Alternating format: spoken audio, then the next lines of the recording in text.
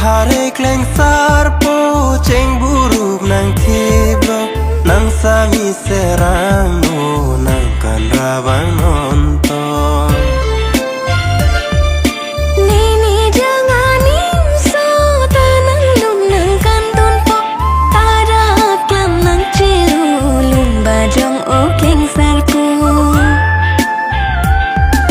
Wangon wangon wangon wangon wangon wangon daktaralan soatlan di